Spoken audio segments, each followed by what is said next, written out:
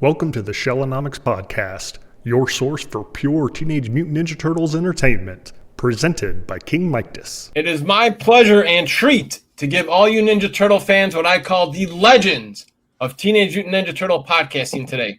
4 of the greatest and longest running shows.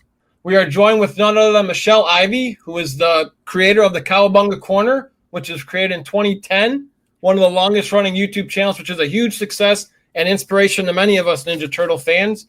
We also have Christian, TMNTTALK, who is an eyelash away from 750 podcast episodes. 750. We also have Eric, who is a co-host of Epic Tales from the Sewers. They've been running hot for 5 years. A lot of comic stuff over there, some cool stuff. And, of course, our good friend Brian Van Hooker with the who's who of the Teenage Mutant Ninja Turtles media, be it toys, video games, movies, pop culture. He's got you covered on Turtle Tracks. Guys, welcome on in. Good to have you all here. Thank you for having us. Thank you. Thanks for making this possible. All right. So, well, this is just a Teenage Mutant Ninja Turtle love, guys. For those who are listening on Shellonomics for the first time, less than 24 hours. I was like, this would be a cool idea just to get all of us to mash up, and less than 24 hours, we're all ready to rock. So we'll do a little round table here. I'll ask all you. We'll start with Michelle, then we'll go to Christian, Eric, and then Brian. So, Michelle, what was your inspiration behind Cowabunga Corner? I have been interviewed several times because of these green guys behind me. Ninja Turtles has just taken over my life back in the 80s and 90s. And so I was in a lot of newspapers and stuff. But in 2004, VH1 got a hold of me and they made me look crazy. Like, I live on a steady diet of pizza every day. Not really. But that's what VH1 said. And it just, the interviews kind of kept going in that direction where they didn't tell my real story, where I've been backstage at the concert on the set of the TV show, friends with Eastman and Laird. And I wanted my real story out there. And then a newscaster came in and she didn't bring a camera crew. Everyone else brought a camera crew. She came in with a small little camcorder and did this like half-hour interview with me. And I'm thinking, wow, how's this one going to turn out? It was on the air the next day, and I'm like, this is the best interview so far. I can do this. And I started filming that day, and I was trying to do it in one take because I'm not an editor. And I got a phone call from one of my best friends who goes, what you up to? I'm like, I'm trying to film a blog for my YouTube channel. And she's, can I edit it? I'm like, yes! And that's how Phoenix became the Cowabunga Corner editor. We got it up the next day, and it was a hit, so we just kept going. I'm mostly on Instagram right now, but Cowabunga Corner YouTube is coming back at some point. Oh, well, it's a blessing because there are some interviews that we are unable to get anymore now because some of them have crossed over. So phenomenal YouTube channel, and thank you so much. Christian, dude, did you ever see yourself getting to 750 episodes, and what was the inspiration behind your show? No way, man. Yeah, that was 10 years ago. I'm a TMNT fan all my life, and back then, 10 years ago, I was listening to all this other TMNT podcasts that existed back then, like, what was it back then? Like Turtle Power Board, What the Shell, Turtle Soup was also back then, that still exists nowadays, and I just enjoyed this so much that I thought, maybe I can do this too. So I just started doing it, and as some might know, some might not know, I'm from Austria in Europe, so I'm normally talking German. And there did not exist a TMNT podcast in German back then. So I thought, that could be my thing. So I just started a TMNT podcast. I just started talking, put a microphone in my face and started talking about the one thing that I know most about, which is Ninja Turtles. And that was the start. And after a few years, I also thought about, because people really came up to me and thought, hey, cool show, but I don't understand the word you're saying. Maybe you can do something in English. So I also started, English episodes. Both sides still exist nowadays, and as Mike said, I have over 500 German episodes because I'm really trying to do this weekly, and over 200 English episodes where I mostly nowadays talk about the newest comic stuff that's coming out, because IDW is just putting out so much stuff, and so much good stuff that I'm talking about. So that's where I started, and I had no idea that in 10 years later I would still be talking turtles, but here I am, and I don't want to stop anywhere near in the future and just keep going with talking turtles because I just love doing that. It's like a leaky boat. You're trying to plug up one comic, and then a Casey Jones one starts, the new Shredder series starts, the IDW is still popping, Saturday Morning Adventures. It is an ever-flowing pool of Ninja Turtles. Mm-hmm. Exactly. Eric and Justin Cooper here, the co-host of Epic Tales from the Sewers. How did you guys get to... Oh, there he is. Our buddy's actually coming back just in time right now. Literally with his name. Just in time. Yeah, literally just in time. We're just about to talk about Epic Tales from the Sewers. And now we got both you guys here. Of all you guys have the best intro in my opinion. I love the old video game retro feel. So I appreciate that. I get hyped before the show. So how did you guys actually meet to do your own show, and what was behind your inspiration? I know you're a big comic guy. I just came on to tell Brian how jealous I am that he got to interview Dave Goles. So that's it. Oh. That's the only reason I'm here. So what was the question? How we met? Yeah, how did you guys start your show? What was the inspiration behind Epic Tales? Oh, that's two different questions because I used to have a different co-host and we started this whole thing because The Last Ronin was coming out, and I was a big fan of the I think it's like the 90s when those cassette tapes came out where you would actually just like listen to a story or something along those lines, and it would be like Intergalactic Wrestling, issue number 5, with like the that. British Shredder. Yeah. Yes, exactly. I was such a fan of that, and I looked around and I saw obviously I saw Christian's podcast because he was one of like 3 that was out there. All the other ones had pretty much like given up or something like at that point, and it was like COVID and stuff. And I think it was like right when like Brian may have started around too. So because I think he started like just before we did. But there's no one doing any sort of audiobooks or anything for Turtles. So I'm like, well, I want to do something that people can listen to, and you can listen to it with your kids. You can sit there with the comic book and you can go through it. And I always wanted to be like a voice actor and all that for cartoon characters. So I'm like, well, here's my shot. I'm going to take it. I'm going to do it myself. That way no one can tell me that I can't be Leonardo, because I'm going to be Leonardo. Like it's just going to happen, and like, what's my take on Donatello, on Mondo Gecko, on April and all that. So, so that's kind of how it started. What it became is just a little bit different, because it's like we had people reaching out and they're like, hey, can we do your show or anything else like this? So to do something a little bit different, we wanted to try to find a way to be a positive voice in the fandom. So instead of being like 2 guys that get on and just rip about how they hate like Rise or something like that, you can find that wherever you want. That's not us.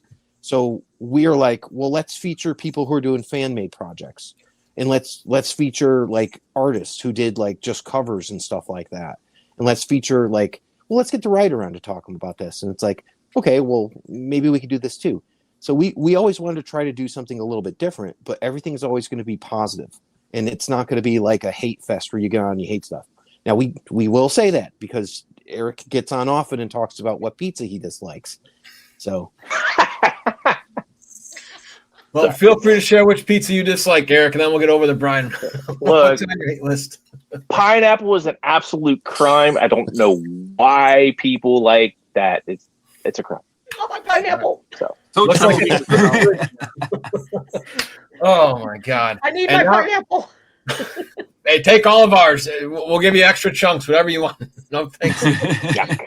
But that's my take on it. I wanted to do something different, and I thought that ending most every episode with a pizza recipe would be something that's different, and then just going between the comic reads, and then if we have something else, like recently we did, TMNT and psychology. So we're kind of branching out. It's not something that's like I'm not copying what Brian does, or I'm not copying what Mike does or what Christian does. We all bring something different to the table. That's kind of the hope.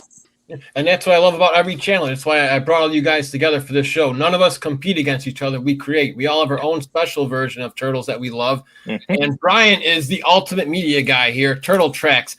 Before Turtles, he's had interviews with Kevin Conroy, cast from the Muppets. On his podcast of Turtle Tracks, he's got toys of Playmates guys, Shredder's Revenge video game people, the guy who made the fan-made game. I'm drawing a blank. Rescue Palooza. He's got guys from the movie, just anything turtle. So, Brian, with all your media, what inspired your Turtle Track show? Well, I've been a journalist for a long time, probably about 15 years now, give or take. And I was doing a lot of interviews and getting more into that space. And after X number of years, I ran out of ways to trick my editors into letting me write Ninja Turtle stories. So in 2018, I decided to start doing like an interview-only thing because I don't want to hear myself talk for that long. So I decided to just start reaching out to people, and it started slow. I mean, I still owe a debt of gratitude to Rob Luther, who was hosting Turtle Flakes at the time. Really sweet guy. I did my first couple of episodes kind of on their channel, just kind of getting my feet wet. I think I did like 2-3 episodes on their tops and then started to do it. And slowly but surely, it kind of just grew into something more and more. So since 2018, I think I'm up to 67,000 listens or something. Like, I've really kind of made it a weekly thing for the most part. Occasionally I miss a week, but I've gotten a chance to talk to really, it was an excuse to talk to the 4 voice actors from the original cartoon. That was the whole thing, was an excuse to talk to Rob Paulson, Cam Clark, Townsend Coleman, and Barry Gordon. And it kind of grew out of that. And now the weirder things get, the more I enjoy like this. So I'll give you a sneak peek. I've got the choreographer for Ninja Rap coming up early next year.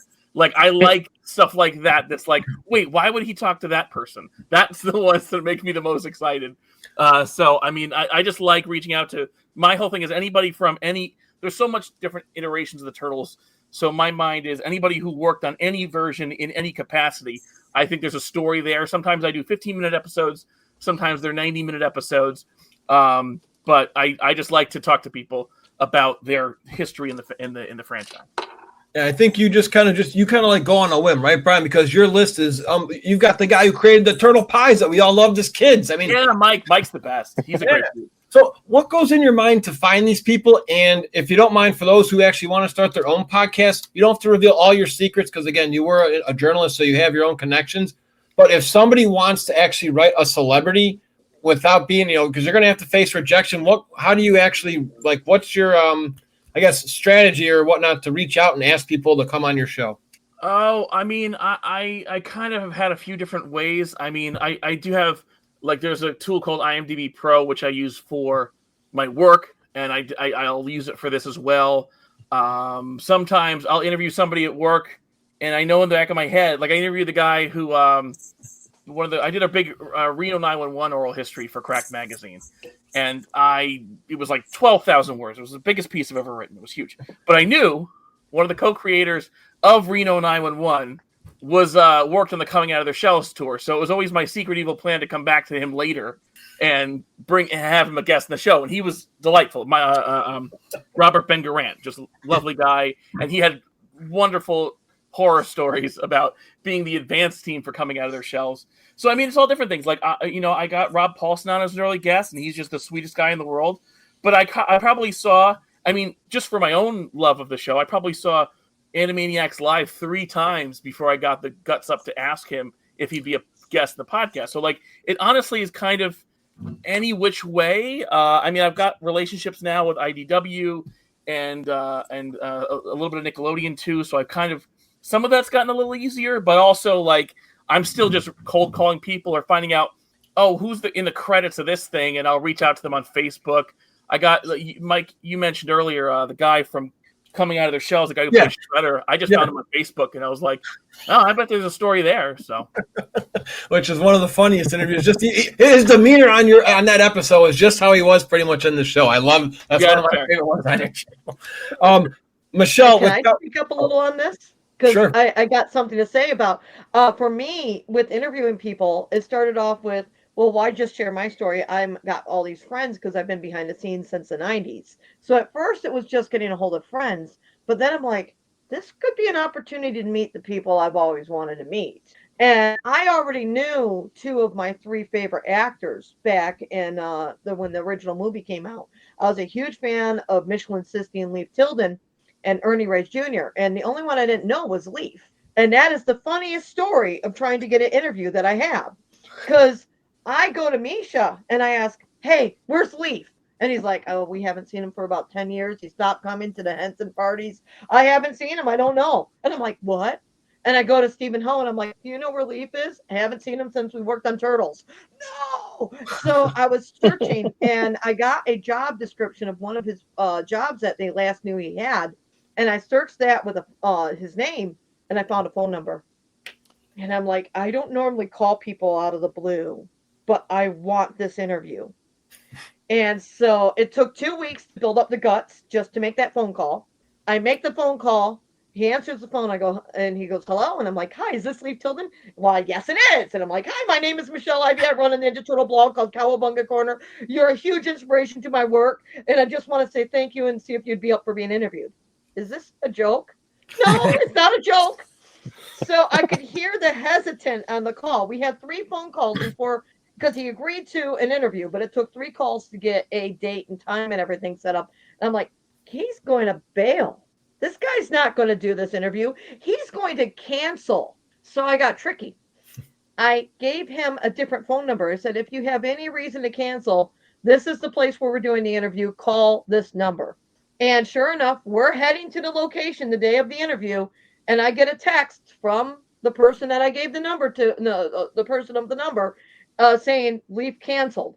So my sister and I go over to Denny's as I'm sitting there going, darn it, it didn't work. And then I get this like 6-minute voicemail going, Michelle, you're crazy. This is Leaf. And I just talked and reminisced with Stephen Ho for like the last hour on Ninja Turtles. And now I've watched Cowabunga Corners. You are nuts. We are doing this interview. So not only did I get the interview by having him call his old stunt double, I also got to be there for their reunion where they haven't seen each other in 20 years. Oh my God. Wow. Yeah. So for those who don't know, Michelle would actually go to their house or find a location and interview them. Oh, like an old school April O'Neil. It was not usually done by the phone or like we're doing here on Zoom.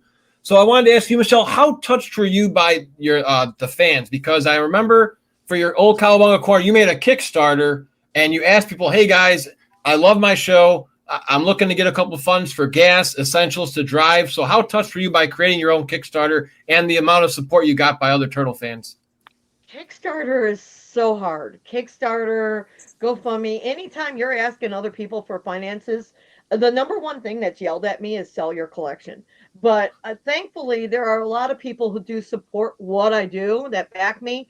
I have to say, with that Kickstarter, not only did some of the celebrity guests jump out, not just fans, to support that, Michelin Sisti heard one of the items that I wanted to get, and he said, you need that if this Kickstarter succeeds or not. So he jumped on Amazon, ordered me the item, and had it shipped to where I was in California at the time. And that was a travel scanner. So when I go to somebody's house, I can scan their awards or animation cells right there without worrying about, is the picture going to come out right? No, I could just scan it. But sounds like that's Brian. just how supportive. The best support, though, it hasn't even been the financial support. The best support that I got from the fans is when they come up and talk to me. And one in particular really stands out because when I did Cowabunga Corner, I was doing it just to share turtle information. I didn't think that this was going to help anyone. I was just doing my own way of entertainment because I get stuck at home with my pain levels, and it's my way of reaching out and feeling like I still had a job.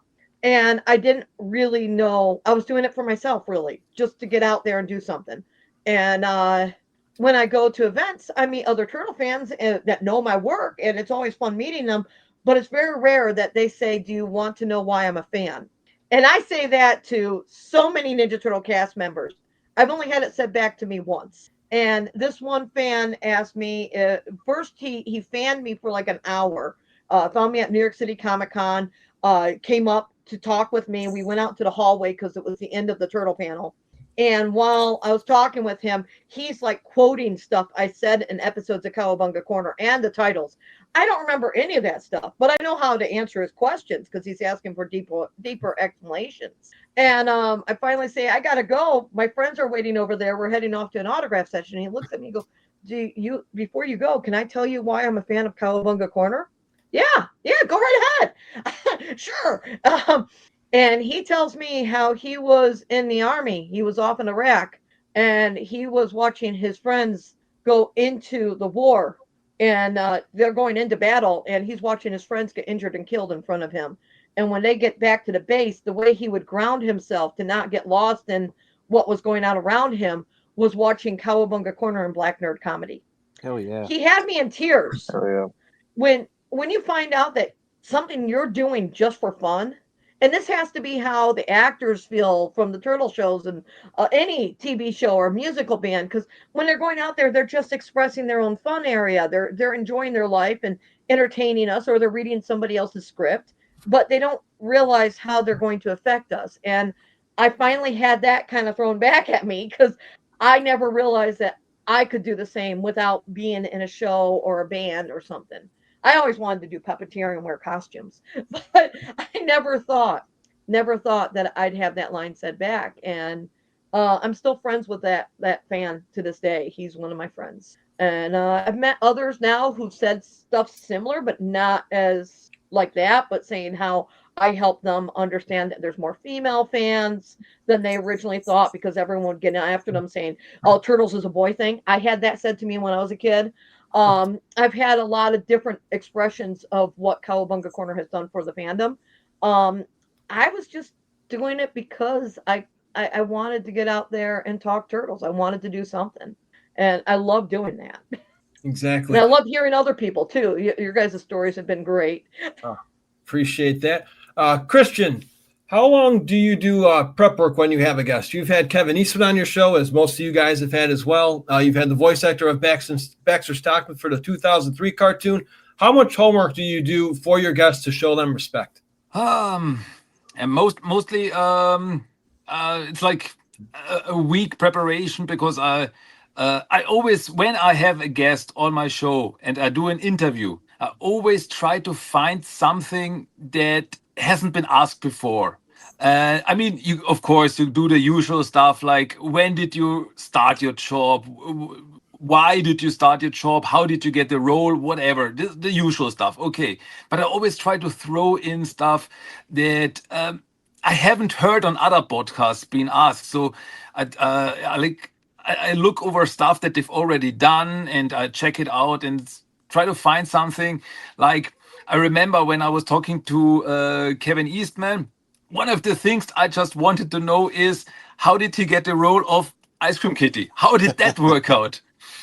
And yeah, I only can say that Kevin is just the nicest guy ever. He's so great, and he was telling me everything that I want to know, and there was no problem or anything.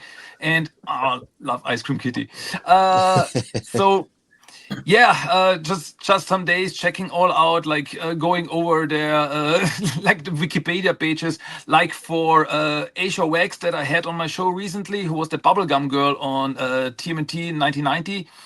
I just checked out what else did she, and I tried to integrate that into the whole interview. So yeah, I really tried to get prepared myself, and I mean, with Asia, it was the funniest thing, because it was like she contacted me, and 2 days later we made the interview. It was really fast, so I did not have much time for preparation, but I did my best. I checked out the stuff that she did before, and it was a great interview, and she's also very lovely, and it was just fun. And yeah, that's how I try to be a little bit professional on these things. Yeah. Justin and Eric, now Brian's also been blessed, and Michelle, to host panels at Comic-Con. Brian's been at Granite Con. Michelle's been at a couple cons hosting panels. You actually did one with Kevin Eastman at C2E2. So what was your preparation for that? How different was that compared to a regular podcast? I just want to say about Brian's Granite Con. I was so annoying to literally everybody in the audience, because I sat front center, took pictures. I pushed people away and all that. I like shushed people. It was great. I was very grateful for that. I got great pictures. And then that was very grateful. Yeah, Eric, that was the panel where you presented like that huge Kodak moment at the end, right? Yeah. Yep. And there was like a 15-person panel. There was way too many people on the stage. It was 50. Don't tell him I said this, but Gavin Smith. No, I'm just kidding. Shout out to Gavin. Love Gavin. I'm joking, because I might see him this weekend. But I mean, so your Tell him I question said was about I'll tell you said I. Yeah, just like what goes through your mind, take us through the step-by-steps and getting ready for a panel. Like, did they ask you the day of? Did they give you time ahead of time, or? Usually with something like that, it'll either be somebody asks you to do it or you ask someone to do it, and then you'll have think of it as like a presentation at work, right? You're either doing a PowerPoint or you're gonna like have an outline. The way I do everything is I try to have an outline, and then it just kind of gets smaller and smaller and smaller until the end is like obvious. Then you're like, oh, of course, like we've reached the end of the discussion, and it's like a natural thing. So that's how I'll do it. So I'll start off broad, and then I'll try to involve everybody. And I think like the best thing that you can do at any of these is involve the audience. So when I had done one at Granite, we did a giveaway with Bull Airs. So Bull Airs had a Slam and Donnie jersey or something like that. So we gave that away. So. Damn. I think Eric should run the next one though. Well, that's what I was going to ask next. There are a lot of duo podcasts with co-hosts and whatnot. There's a couple other shows I believe like Ninja Turtles Power Hour, I think is a 1 or 2 or 3 man booth. So what are some of the pros that you actually have working with Justin, having a 2-man booth, Eric? Hey man, I'm not gonna lie. He's pretty much the brains of it. I'm good at talking to people. So, when he asked me to go after a guest, I attack. So, Eric is my secret weapon. Always. Always. He's the most likable guy. My wife does call me a social butterfly. I am very, very, very known for. It doesn't matter who you are. I don't care. Like, I remember me and Justin went to go see the wrestlers, and he was like, "We gotta stay back here." I was like, "Nah, we're going up here and talk to him." I no filter. I'm just. That's what I do. He's the one that does a lot of the research and all that other stuff, and we just kind of go with the flow, and that's what I do. I go with the flow, and Justin needs me to get into something, I'm there. So you guys don't get to see what doesn't make tape before when Eric preps the guest and they're all like cracking up and they're ready to go. That's nice. the main benefit. Right before the main comic goes live and like a stand-up show. Okay, got you. You something. Yeah. Okay. Nice. Brian, we had you on last year here. How cool was it and an honor where someone actually reached out to you because they said, all due respect, your audio sucks when you first started your show, and they actually reached out and they wanted to enhance your audio. So how touching was it that people actually, wanted to help your channel grow? Oh, I'm glad you mentioned that because I was like, I wanted to mention him earlier. So yeah. I got very lucky. So I think Michelle kind of described a similar situation where this was like the podcast is almost incidental. Like I was looking for an excuse to talk to these people, and it just happened to be that a podcast was the way to do that. And so for a long time, I would just especially my first 10 episodes, I was just recording these episodes and they just sat in my hard drive because I got what I wanted out of it. I don't care if anybody listens to this stuff. I wanted to talk to Rob Paulson or Kevin Eastman or whatever. But I started posting these things and they were very rough. And then a guy reached out to me, Ian Williams, who's still my editor. And he's like, he reached out and said, "Hey, I love your podcast. Your audio sucks. Can I please just edit it?" So, to this day, he's my editor, and he's just a very, he knows what he's doing. He's very kind, and he's done it the whole time. And honestly, I'm rounding 200 episodes. I think I'm up to 181. Probably have booked out till about 190. But I would have gotten this far if not for him. No joke. I would have stopped because even the audio wouldn't I don't know. It just made it because all I do now is I record and I send it. I don't even listen to the thing. Awesome. Respect to editor friends. Yeah, it's the best. You completely. So honestly, Ian Williams, huge, very much made this possible.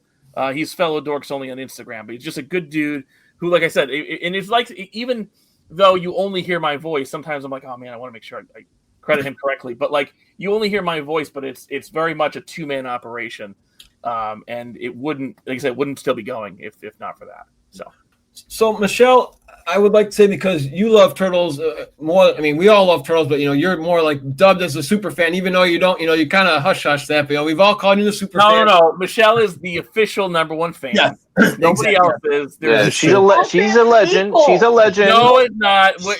it's Michelle and then everybody else. That's, Yeah, So- she's a piece of history. She's a piece of turtle history. Yes, Yeah. absolutely. I heard Jason Momoa's We're up all- there. Really? Yeah. It's Michelle, I've seen him then once. Jason Momoa, Carmelo Anthony, and all of us. Yep. So, Michelle, Yeah, I can live with that. yes, exactly. You've been around for a long time in the podcasting and Cowabunga corner world. There's a lot of shows that, like Christian said, have kind of come and gone where they reach burnout. You seem like me, where your show kind of bounces around. Like sometimes you would do a guest, sometimes you would do a toy interview. So how did you avoid burnout? I'm just too obsessed. You can't burn out of something that has helped you so much. When I look at turtles, I see the faces that turn around and help me learn to read, help me learn to defend myself, and all the friends. And it wouldn't have happened so much if I didn't go and meet Eastman and Laird when I was a teenager and realize what amazing people they all are. I started as a kid meeting these guys, and as you guys have said, Kevin's one of the nicest guys you could meet. I got that experience when I was a kid, and it just stuck with me.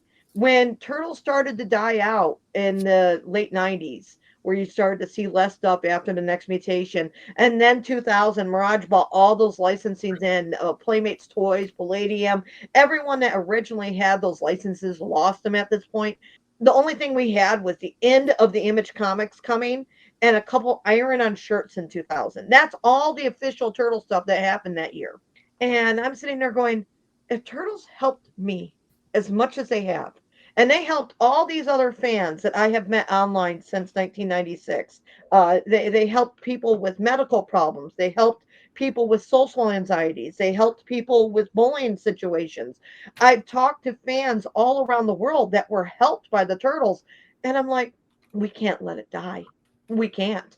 We're the voices of the past. We're the voices that can help people understand why this franchise has to survive. So when I started Cowabunga Corner, when I started doing all this stuff, it is to help keep it around for future generations, even when there's nothing new coming out. I held a booth in 2000 at Motor City Comic Con saying, "Save our turtles." Kevin Eastman donated money to make that booth happen. And then the following year, Peter Laird sent us the flyers for Volume 4 of Mirage and autographed posters to give away to fans. So Eastman and Laird were backing the fan community in what we were doing to keep the turtles around as well. And when you got that kind of support, when you got the fans that are around you, all your friends that you've made through the franchise, there's no burnout. There's just more friends. Every corner has a new friend. Every Cowabunga corner. So, Christian, I want to know, how challenging is it for you to do this? Because again, like we're filming this, it's about everybody's got a different time zone. 5 o'clock where I am, Brian and Michelle are like around the 6, 7 o'clock. It's pretty much midnight by you, dude. So, how did you grow your brand? You have over 1,000 followers on Instagram, which is awesome. You have a phenomenal website where you're a giver, and you mentioned everybody else's blogs and any other one else who has created their own little turtle stuff. So how challenging was it for you to kind of promote yourself and put yourself out there? I think the main thing is that, well, I'm mostly doing it for myself, to be honest. I mean, I started this because I wanted to talk turtles, and I never went there and said, oh, I want to be famous, I want to get rich by doing this or something. No, I just wanted to talk about my most favorite topic. I want to talk about turtles. So I just started talking, and I'm doing this for myself. And as I said, I just keep doing it. I'm on all the social media. I just try to promote it and give it out there to the people. Like, hey, there's something new, new episode or a new comic coming out, and just keep doing it because I love doing it. And I guess that's it. I just keep doing it because I have fun doing it. And when then really people come to me and write me and tell me, hey, I'm listening to your podcast and it's so much fun and it's cool and everything, I'm like, really? You're listening to me talking turtles, to me rambling about turtles? This is the coolest thing ever, that really people are out there, and I'm so grateful that people are really out there and they're enjoying what I'm doing. And this even gives me more energy to do more, to keep it going. And I think that's the main reason. I'm doing it because I'm having fun doing it. And when really people, I mean, I've met friends through the podcast. Some people came up to me, wrote me an email.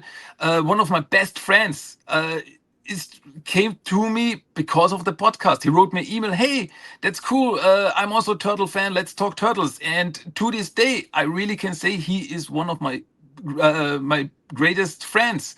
And that's just amazing. The love for turtles brought us together. And that's what I keep doing. And that's why I love doing what I'm doing. What's really cool is just how even the Ninja Turtle universe as a whole gives back to some of you guys with Easter eggs. Brian has a little knickknack for a toy we're going to get to. Eric and Justin have been featured as a little Epic Tales comic. And Michelle, you've actually been on documentaries, whether it was Turtle Power, the documentary, you've been on The Toys That Made Us. Feel free to share any story you'd like about how people are reaching out to you to actually be a guest on their shows. Oh, my favorite story is The Toys That Made Us. The way they contacted me. I just watched season 1 and 2. I don't know the stories behind those toys. So, of course, I'm believing the show and going, oh, this is so epic. I'm watching it with my dad, who is completely into the show, too. And then I get an email. Hi, I'm with The Toys That Made Us. And we were told by one of the turtle actors that we should contact you. Can I give you a call? Sure, yeah, go ahead. Here's my number. Gets on the phone. Just to let you know, we already have a turtle collector, so we're probably not going to use you. Oh, okay. 10 minutes into the call. You're more than just a collector, aren't you? An hour into the call. Yeah, I think we might use you. We'll be back in touch with you soon. A couple days later, I get an email saying, do you know anyone who knows how to get a hold of David Wise? We can't find him anywhere. Hey, David, there's this TV show that wants your contact. Oh, your email? Okay. How you doing? So one of their main email interviews on there, I helped them get. And then another week later, I got another email from them saying, do you know anyone who saw the Coming Out of the Shell store live? Well, I saw it once at the Masonic Temple on October 17th, 1990, the full show before it was edited. Then I saw it 4 times at Getting Down to Your at Six Flags Great America on July 1991. Then I saw the Getting Down to Your Town tour 4 times in 1992 at Six Flags Great America and got backstage twice. Does any of that count? Okay, we're coming to interview you. So that was how that one kind of played out. I didn't get the answer right away. With VH1, it was Mirage Studios' fault. Well, one of my friends who used to work for Mirage contacted me saying, hey, there's a TV show looking for collectors. You should send your information in. I trust them. I don't watch VH1. I didn't know what I was getting into. So I sent my information, and 3 months later, they were at my house for 3 days. So, and then with, I did have a throw at me in IDW Comics, too, and that was Tom Waltz kind of teasing us to watch out for it, and then a meteor was named after me, M. Ivy. Oh, nice. You did very, very cool. There's been a lot through the years. I've been kind of weaved behind the scenes with these guys, and they're all good. And when you get in there and start to know them, they weave the other fans through. That's because they're all fanboys themselves. They're all into what they're doing. Exactly. Mm-hmm. Well, with Christmas coming around the corner, our good friend Brian with the Ninja Turtle Christmas toys has an Easter egg. We've had Aaron on the show, who is a NECA toy designer with the artwork. Feel free to share how the hell that happened, dude. Yeah, so I mean, Aaron Hazuri. He designed my logo. Literally one of my dearest friends. Met him through the podcast, so I'm grateful for that alone. I before I even knew Aaron, though, I knew Trevor Zammit, the brand manager of Ninja Turtles at NECA. He and I met at an Alamo Draft House when the quarter scale Ninja Turtles for the first movie were coming out. And he and I just got talking, and we never kind of stopped. And occasionally I would like bother him and be like, hey, I need this and I need that. So like when the Bebop and Rocksteady bunnies came out, that was because I kept annoying him for years on end, telling him, hey, I need these bunnies. And he was just like, and he had to come up with some exclusives for Loot Crate in a hurry. And he said, oh, hey, Brian keeps bothering me about these. So I just made those. And then But all the while, I kept telling him I want Christmas turtles. I wish we had them back in the day. How cool would it have been if we had Christmas turtles? So I never, like, that to me is such a natural thing. We got turtle bike cops and all these other silly things, but we could have gotten Christmas turtles. Like, to me, I've always, and I love kitschy turtle Christmas. Like, I love kitschy Christmas stuff. So I bugged him forever. And then last summer, I get a package in the mail. I didn't even know they were making these. And it's these sort of goofy looking, and I open it up, and it's these goofy looking turtles of the We Wish You Would Turtle Christmas special, which is one of the most bizarre turtle things in the whole library. A turtle Christmas. Yeah. And so I'm seeing this thing, and I think it's the coolest thing in the world. And then as I'm looking closer, I see that on the skateboard is my face that he put on the board. They had to come up with new artwork for the skateboard. So my face, receding hairline and all, is on the board, and I was very, very flattered by it. So yeah, if you buy the Dimension Xmas Christmas set from Walmart, that's my face on that skateboard. So. Unbelievable. It just came from me annoying my friends. That's really that's cool. Well, hopefully, I'm sure they get enough for getting a Tempestra figure. I'm sure NECA's going to get that out before they retire. That's the one we all want. I'm sure they'll get that one eventually. Fingers crossed. Eric, what about you guys? You and Justin had an Epic Tales Easter egg in a comic not too long ago, right? Yeah, it's self-made. It's made by Lewis Gray. Robot Reviews. It's the Teenage Mutant Ninja Turtles Countdown. It's the working week special. Is what it is. You want me to bring it up or? Yeah, if you got it, feel free. Yeah, I got it right here. Yeah, he put us in a book, and I was like, what? I was like, what does this happen? You know, just got the comic book and all that. I haven't got a chance to read it quite yet, but I don't know if anybody knows, but as you guys can tell, I do not have a very, very long goatee anymore. So my goatee used to. I don't know. I don't know if you guys remember. Brian, do you remember my goatee? Granted, I don't like. Okay. I don't notice anything. Okay. All right. I wouldn't have noticed. Well, I used to have a really, really long goatee. I So believe you. I don't remember. So I don't know if you guys could see that. I don't know. Yeah, it's like me holding and me and Justin. Right there. Yeah, it's almost like a Charlie Brown Linus, like the Christmas, like where they're always talking in the comic strips. Yeah. Oh, that's awesome. Yeah. Very cool. So, he put us in there, and I was, to be honest with you, I didn't know anything about it until I got the comic book, and Justin was like, "Hey, look inside," and I'm like, "Okay," and I was like, "Oh, no way!" So yeah, that was pretty epic, to be a part of that I didn't even know of. So yeah. Me and Justin. Very nice. Well, we'll slowly start bringing this in for a landing because we have a lot to go through the round table to make sure everybody knows your guys' socials. So, Christian, we'll start with you with plugging your socials. And my question to you is, where do you see the Ninja Turtles as a whole in the next 5 years? Do you see a lot more comics, another movie? Because unfortunately, The Last Ronin got canceled, which is a very boo-hoo. Yeah, very. All us OG fans are very disheartened by that. So, those are my two things for you. Okay.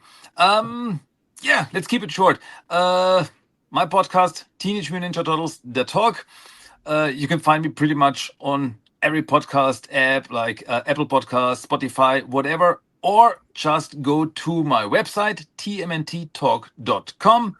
You can find all the stuff, all the social media, including my Discord. There, come on over, check it out. So that's that. And yeah, where do I see the Turtles in 5 years?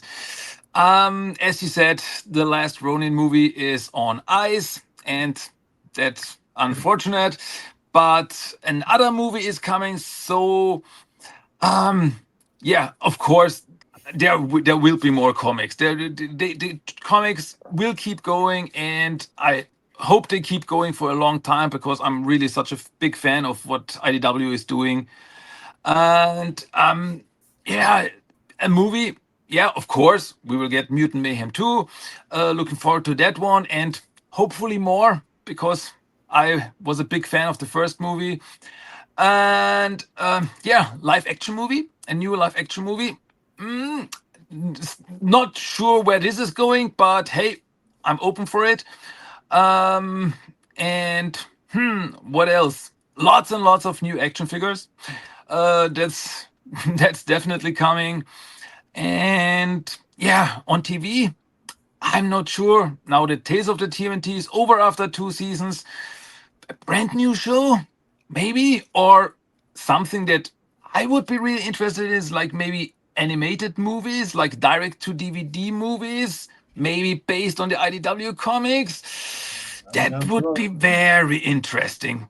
Yeah, but hey, you never know. Nowadays you cannot be sure of what's going to happen.